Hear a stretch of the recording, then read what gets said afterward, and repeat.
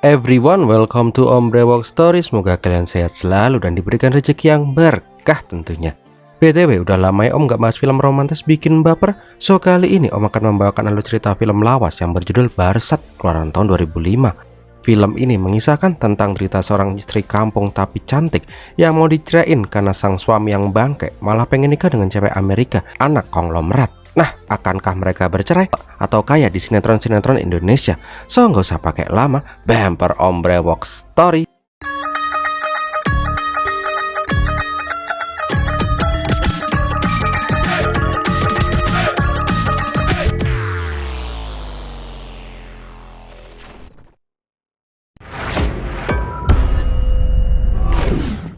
Awal kisah kita diperlihatkan dua anak bocil yang naik sepeda di tengah hutan.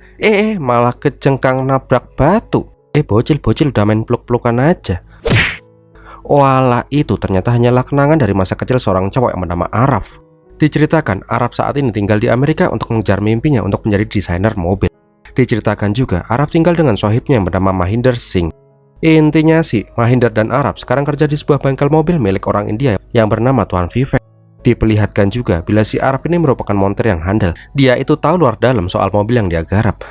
Nah, suatu hari Araf melihat Mahinder yang lagi asik nulis surat buat keluarganya di India. Zaman gini masih ada yang nulis surat. Nah, di sini diceritakan ada dua tipe orang yang merantau. Ada yang pengen merantau buat mengubah nasib di tempat asal seperti si Mahinder. Ada juga yang ingin mengejar mimpinya dan ingin keluarganya kelak bisa ikut juga ke tempat perantauan seperti si Araf. Intinya sih Araf pengen menetap di Amerika selamanya. Syukur-syukur keluarganya juga bisa ikut. Di sela-sela kerjaannya sebagai montir, si Araf ini selalu menyempatkan dirinya untuk mempresentasikan hasil rancangan mobilnya ke merek-merek mobil di sana. Tapi gimana ya, udah ratusan kali dia mencoba, tetap aja dia belum bisa mendapatkan kesempatan. Siang harinya diperlihatkan salah satu customer bengkelnya si Vivek yang bernama Tuan Patel. Ternyata Tuan Patel ini sangat suka dengan si Araf. Bahkan Patel yang tajir melintir ini pun ingin membukakan bengkel sendiri buat si Araf kalau dia mau sih. Tapi Araf menolak dengan halus karena impiannya adalah mendesain mobil, bukan jadi montir mobil. Nggak cuman itu sih, Patel juga menyarankan agar si Araf ini pergi ke kuil buat berdoa minta kepada dewa. Singkat cerita, Araf pun mendatangi kuil. Ternyata karena di sana tuh nggak ada kuil Hindu di Amerika, Araf pun malah datang ke kuil Afro Amerika buat berdoa. Nah, pas mau mengambil ramalan di toples dukun, nggak sengaja dia malah mengambil kertas ramalan itu berbarengan dengan seorang cewek montok yang bernama Ana. Di sini, Ana yang melihat ada cowok ganteng itu pun bilang, mungkin ini emang takdir kita mendapatkan kertas yang sama. Dan benar aja, di kertas ramalan itu tertulis, kamu akan bertemu takdirmu hari ini. Wah, pertanda nih. Tapi di sini Araf bilang dia nggak percaya takdir, mungkin ini hanyalah kebetulan, dan langsung pergi meninggalkan mbak Ana yang pulen. Nah, malam harinya Araf dan Mahinder pun datang ke sebuah klub. Ternyata di sana juga ada si Ana. Apakah ini takdir ataukah cuma skrip dari sutradara? Kayaknya sih yang kedua deh. Melihat ada si Araf, ya udah deh, joget kendal gendul lah.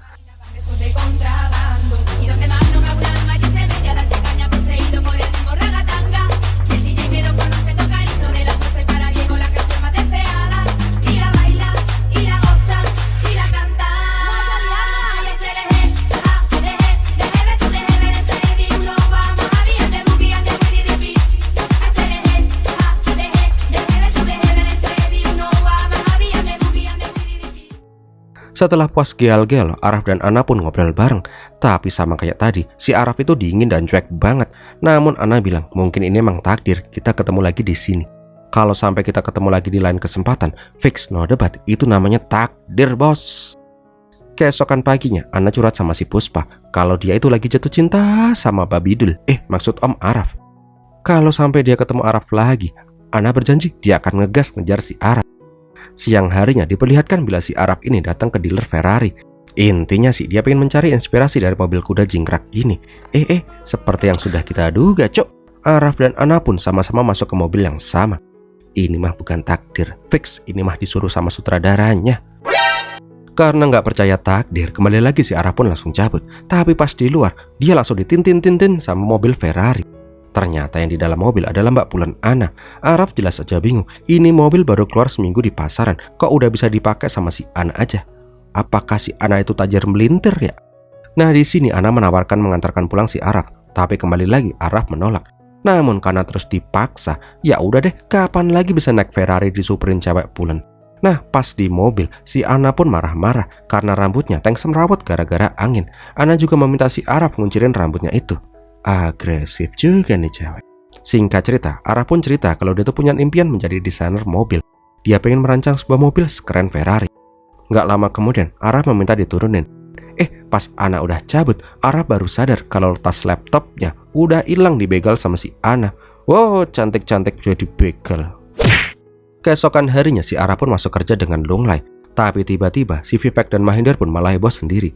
Ternyata tadi pagi ada panggilan buat wawancara di perusahaan pengembangan mobil untuk si Araf. Lah si Araf senang sekaligus mumet lah, ada kesempatan tapi laptopnya nggak ada. Namun di sini Vivek menyuruh si Araf datang aja dulu dan jelaskan semuanya ke perusahaan itu kalau laptopnya itu hilang dan meminta waktu buat membuat desain konsep baru dari awal. Ya udah deh, keesokannya Araf datang ke perusahaan mobil BMW. Araf pun menjelaskan semuanya, tapi alangkah kagetnya dia ketika para interviewer itu udah punya file konsep mobil milik si Araf. Karena senang dengan konsep buatannya si Araf itulah, mereka memanggil si Araf dan berniat bekerja sama dengan si Araf. Lah, kok bisa? Ternyata pas di luar, Araf kembali bertemu sama si Ana. Apakah ini takdir lagi? Ternyata yang memberikan file konsep mobil Araf ke perusahaan itu adalah si Ana. Aslinya si Ana pengen nyari alamat Araf di laptop. Tapi kok nemu file konsep mobil? Ya udah deh, dia liatin aja ke petinggi-petinggi perusahaan itu. Lah, aslinya si Ana itu siapa ya? Ana pun bilang kalau dia adalah staf di perusahaan itu. Habis itu joget-joget lagi.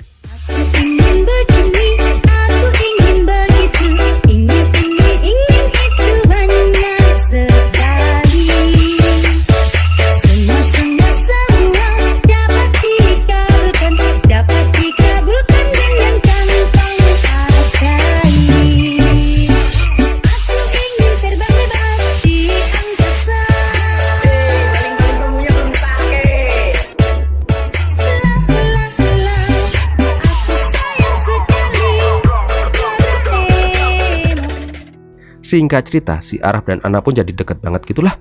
Nah, suatu hari Araf yang lagi lembur di kantor bertemu dengan CEO perusahaan. Tuan Kapur menanyakan kenapa si Araf masih ada di kantor sampai selarut ini. Araf bilang kalau impiannya adalah menjadi desainer mobil yang hebat, makanya dia akan mencurahkan semuanya untuk kerjaannya dan mimpinya itu. Mendengar itu, Tuan Kapur pun senang banget punya karyawan yang TOP BGT kayak si Araf. Singkat cerita, beberapa bulan pun berlalu. Diperlihatkan Araf sedang melihat mobil rancangannya sedang dites di sirkuit. Nah, setelah itu Ana pun kembali datang. Di sini Araf pun bilang kalau dia tuh berterima kasih banget sama si Ana karena Ana lah dia berhasil membuat mobil impiannya. Nah, sebagai balasannya, Araf mengajak si Ana buat merayakannya malam ini. Malam harinya, Araf, Ana, Puspa, dan Mahinder pun makan malam bersama. Habis itu joget. Wah, ini film dikit-dikit joget lah. Skip lah, joget mulu bosen. Sepulang dari joget-joget yang Om skip itu, Ana pun diantar pulang sama si Araf. Nah, di jalan, Ana bilang dia seneng banget bisa kenal sama si Araf yang ganteng, gagah, bulu dadanya lebat, anunya itulah pokoknya. Hey! Gayung pun bersambut. Araf juga langsung bilang kalau dia juga naksir sama si Ana. Ya udah deh, abis itu nggak tahu deh mereka pulang atau enggak, atau mampir buat ewek-ewek dulu juga Om nggak tahu. Beberapa bulan kemudian diperlihatkan acara peluncuran mobil karya si Araf. Di sini Araf merasa khawatir karena Ana nggak datang-datang juga. Tapi pas CEO Kapur keluar, Araf kaget banget karena Ana itu adalah cucu tunggal dari Tuan Kapur. Nah, kan benar anak orang tajir si Ana. Nggak lama kemudian Tuan Kapur pun memanggil si Araf. Intinya si Kapur bilang kalau perusahaannya itu dia rintis sendiri dan menjadi sesuatu yang sangat berharga untuk dirinya. Tapi ada yang lebih berharga dari perusahaannya itu, yaitu cucunya si Ana. Semenjak kematian orang tuanya si Ana, Kapur sangat protektif kepada si Ana. Namun kemarin Ana bilang dia sangat mencintai si Araf. Jadi Kapur meminta si Araf untuk menjaga Ana sampai mati. Jangan kecewakan si Ana. Awas aja kalau Ana sampai sedih. Tak potek-potek batangmu. Nggak lama kemudian Kapur pun langsung mengumumkan sesuatu yang penting. Tuan Kapur bilang kalau di acara peluncuran mobil itu juga sebagai pengumuman buat pertunangan Ana dan Araf. Jelas aja lah mereka berdua pun happy banget. Terus joget. Aduh.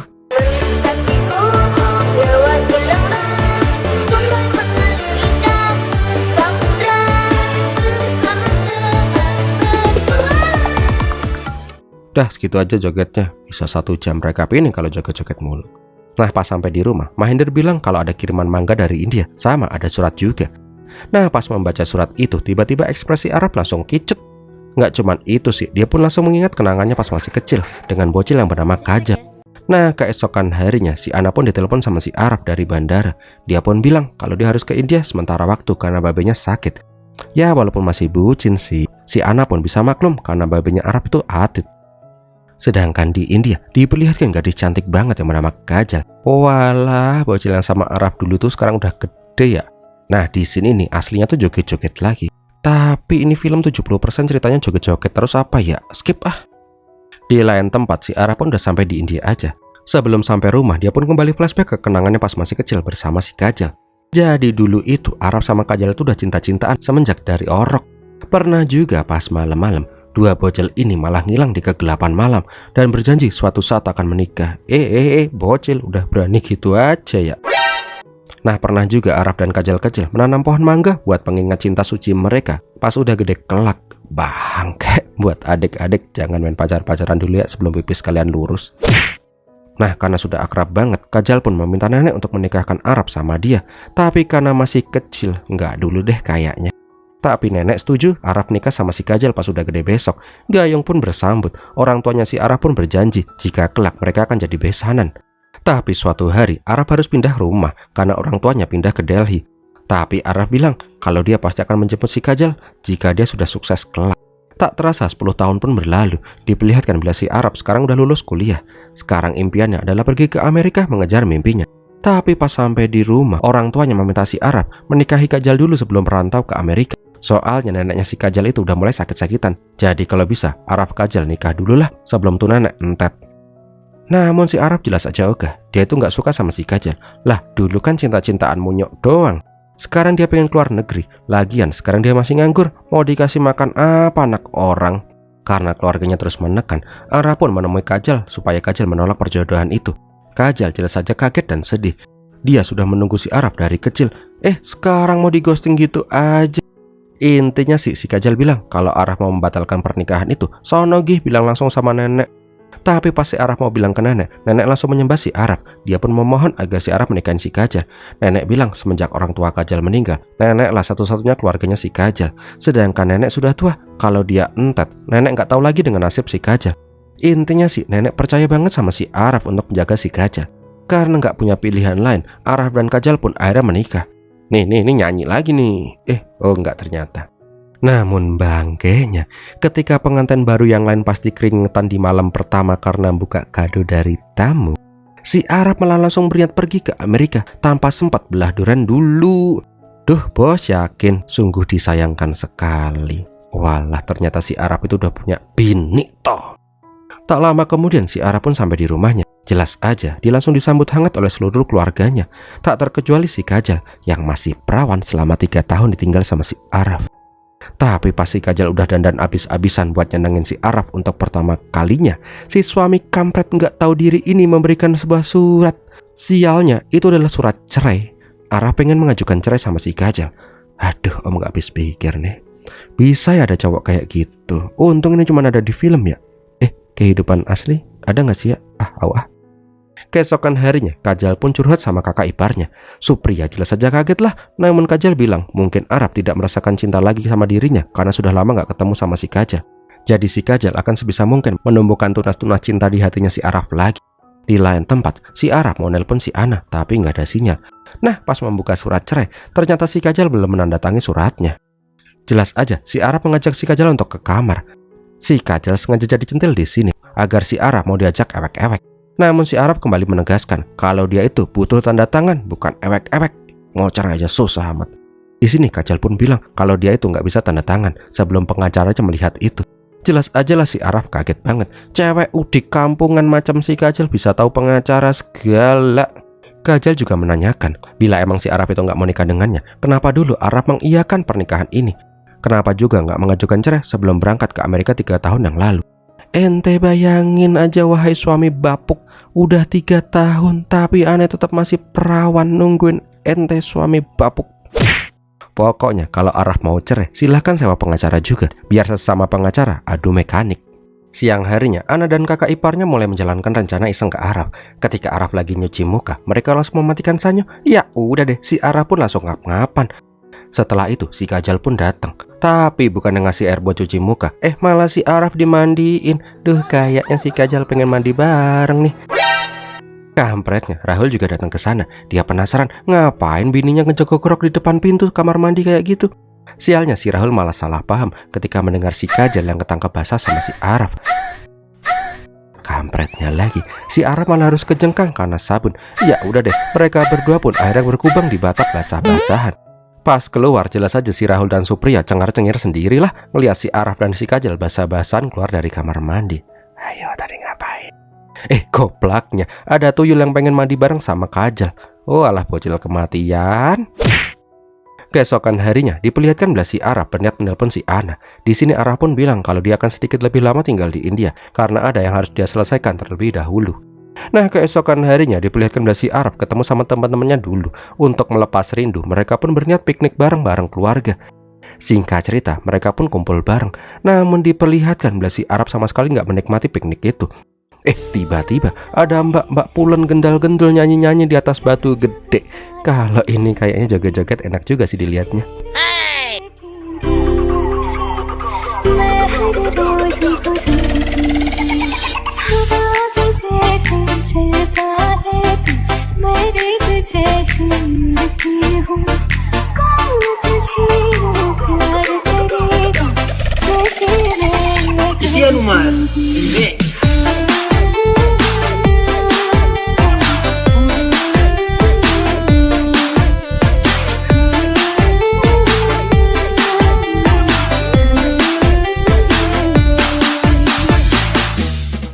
Setelah asik joget-joget, si Araf dan Kajal pun saling pandang-pandangan gitu.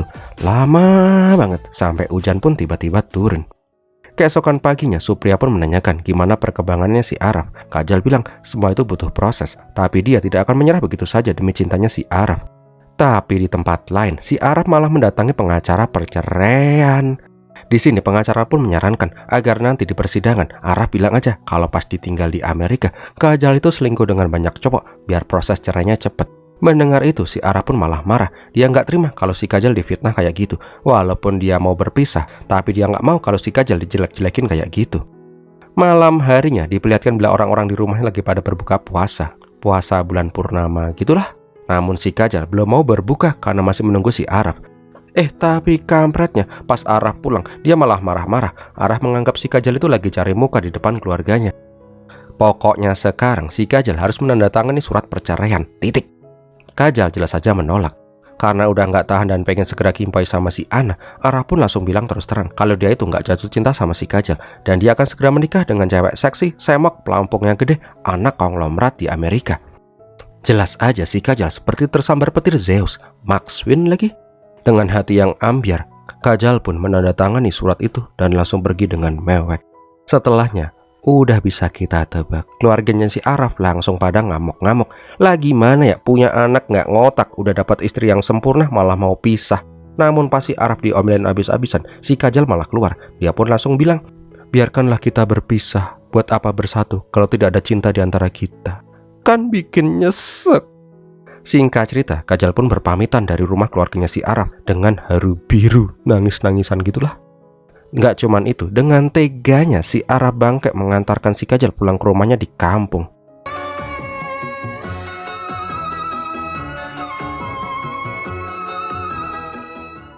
Besok paginya si Araf ini pun langsung gas-gasan lah pergi ke kantor pengacara. Tapi pengacaranya lagi keluar kota dan menitipkannya ke asistennya aja. Nggak lama kemudian si Araf teleponan sama si Ana. Dia bilang setelah festival Diwali nanti malam, Araf akan langsung pulang ke Amerika dan mereka pun bisa kimpoy. Sedangkan di rumah diperlihatkan bila keluarganya si Araf sangat sedih. Apalagi di festival Diwali tahun ini mereka malah harus menerima berita buruk. Namun tiba-tiba si Kajal datang ke sana karena dia ingin merayakan Diwali bersama keluarganya si Araf. Namun pas melihat si Kajal, si bangke Araf malah melengos begitu aja, cok. Malam harinya Araf pun berterima kasih sama si Kajal. Pertama, si Kajal udah mau tanda tangan. Kedua, dia melihat keluarganya kembali tersenyum ketika melihat si Kajal lagi. Tapi kali ini si Kajal lah yang langsung pergi tanpa sepatah kata pun. Keesokan harinya diperlihatkan bila si Araf pengen transfer uang di bank. Tapi nggak sengaja dia melihat si Kajal lagi mengajukan kredit pinjaman di bank. Ketika si Kajal keluar bank, si Araf pun langsung menghampirinya dan berniat mengantar pulang si Kajal. Awalnya si Kajal ogah lah, tapi karena si Araf terus memohon, ya udah deh. Di jalan si Araf pun meminta maaf sama si Kajal dan berharap mereka tetap bisa jadi sahabat walaupun sudah bukan suami istri lagi. Lalu pikir aja bos, otak lu digulai atau taruh di mana sih ya? Gedek om. Di sini si Araf juga pengen minta maaf ke nenek. Dia harus bilang sendiri ke nenek soal perpisahan mereka. Gak lama kemudian mereka pun sampai di rumahnya si Kajal. Namun pas ingin ketemu si nenek, Araf pun langsung shock. Ternyata si nenek sudah meninggal 3 bulan setelah pernikahan mereka. Nenek sengaja melarang semua orang untuk memberitahu si Araf. Soalnya kalau Araf sampai tahu dia meninggal, pasti si Araf akan pulang ke India dan membuyarkan mimpinya di Amerika. Nggak tahu aja tuh nenek kalau mantu cucunya ternyata cuma brengsek nggak tahu terima kasih. Malam harinya Araf pun menemui kakak iparnya. Dia yang iba karena Kajal sekarang sebatang kara dan kayaknya miskin banget. Araf pun pengen ngasih uang sebesar 200.000 rupiah biar si Kajal bisa bertahan hidup. Info aja sih ya, uang itu tuh adalah sebulan gajinya si Araf di Amerika. Dan itu udah termasuk besar buat si Araf. Namun Supriya ogah kasih diri gih sana. Ya udah deh, keesokan paginya Araf pun mendatangi si Kajal dan memberikan cek itu. Kajal jelas saja langsung menolak, dia nggak butuh uang itu. Karena Araf terus memaksa, Kajal pun bilang, sebelum aku menerima tuh uang, aku ingin mengajakmu ke suatu tempat. Gak lama kemudian, Kajal membawa Araf ke sebuah pabrik kain Sari Sutra. Di sana Araf kaget banget karena si Kajal yang dulu udik kampungan sekarang udah bisa pakai bahasa Inggris pas mendapat telepon dari Eropa. Araf menanyakan, apakah Kajal kerja di sini? Berapa sih gajinya kerja di sini? Bisa nggak kamu bertahan hidup dengan gaji itu? Kajal hanya tersenyum mendengar itu. Dia bilang ini adalah usahanya yang dia rintis bersama rekannya. Dan rekanannya itu adalah si Araf. Lah kok bisa?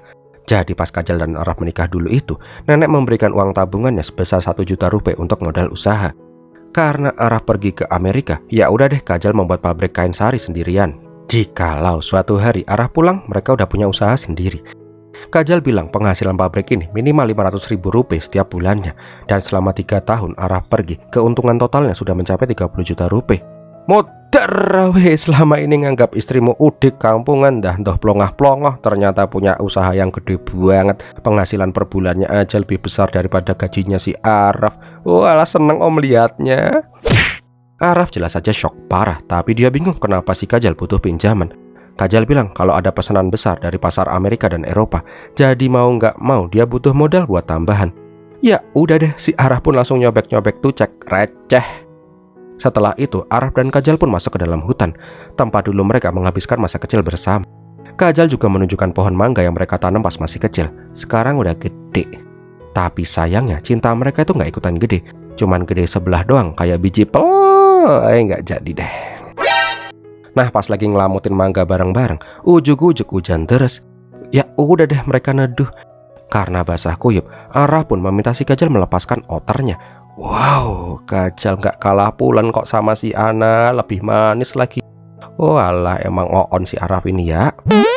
Sial, untungnya ada petir Zeus, sehingga Kajal pun kaget dalam pelukannya si Araf. Habis itu nyanyilah. Sabar, ini film isinya nyanyi doang apa ya?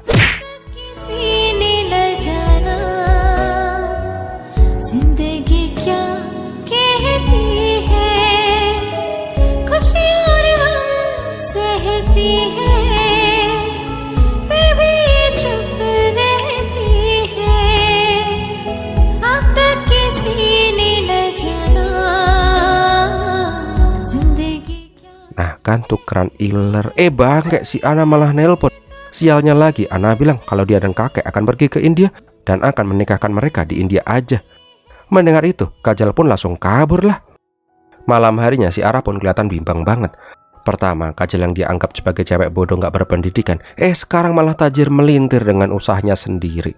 Kedua, besok Ana udah mau sampai ke India. Halah, jok piye iki? Melihat adiknya yang lagi galau, Rahul pun mencoba menasehati si Araf.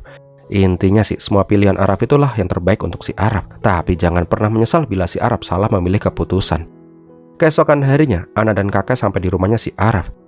Nah, setelah kedatangan si Ana, Araf mengajak si anak pergi ke hutan. Di sini si Araf menceritakan yang sebenarnya. Kalau dia itu sebenarnya udah menikah, tapi belum sempat demek-demek kok. Dan sekarang dia lagi dalam proses cerai. Mendengar itu, Ana pun kaget dan langsung kabur karena merasa ditipu. Tapi setelah ngelengsotan di kasur, Ana pun kembali mendatangi si Araf.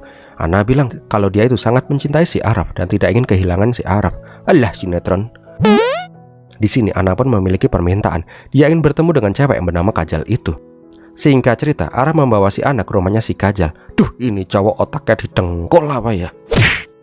Dahlah, Intinya sih, si Ana dan Kajal pun berkenalan. Tapi di luar dugaan, Kajal menyambut si Ana dengan senyuman hangat. Gak cuman itu, Kajal juga memberikan selamat atas pernikahan Ana dan Araf. Singkat cerita, mereka pun ngobrol panjang lebar. Bangkeknya lagi, karena udah menganggap Kajal sebagai bestinya, Ana meminta tolong ke Kajal membantunya dalam pernikahan besok. Kajal mengiyakan permintaan itu, tapi dengan satu syarat. Si Ana ini harus mengenakan perhiasan yang Kajal dulu kenakan pas dia menikah dengan si Araf. Duh, kok om malah nyesek ya. Nah kan benar, pas si Araf dan Ana pergi, Kajal pun langsung ambiar atine. Om ikutan sedih, cok. Singkat cerita, acara pernikahan pun digelar. Nyanyi dulu deh, biar pikiran adem.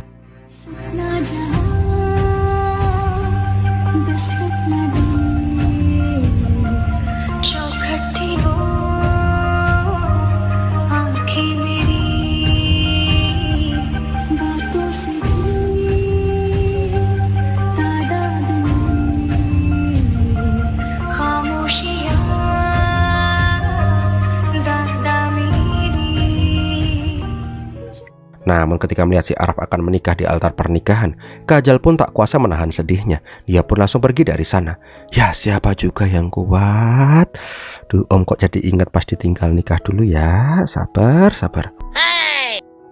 Ketika si Araf dan Ana sedang memutari api suci, tiba-tiba pengacara Araf langsung berteriak dan bilang pernikahan itu tidak syah. Ternyata si Araf lupa tanda tangan di surat perceraiannya. Mendengar itu, Tuan Kapur yang marah menanyakan, kalau Araf tanda tangan sekarang, berarti Araf dan Kajal udah resmi cerai kan? Di sini Kapur langsung meminta pulpen, tapi dari semua orang di sana nggak ada tuh yang membawa pulpen. Lah iyalah kondangan cok, masa ada yang bawa pulpen? Kampretnya, si tuyul kecil malah ngasih pulpen ke emaknya. Walah bocah buangor. Namun pas mau menandatanganin surat itu, tangan Araf pun bergetar, jantungnya dak-dikduk, dengkulnya kopong, kepalanya nyut-nyutan, anunya cenat-cenut. Melihat Araf, Ana pun menyadari sesuatu. Gak cuman itu, tiba-tiba hujan pun turun dengan derasnya. Karena hal itulah Ana pun bilang dia akan membatalkan pernikahan ini. Ana menyadari bila si Araf itu mencintai si Kajal.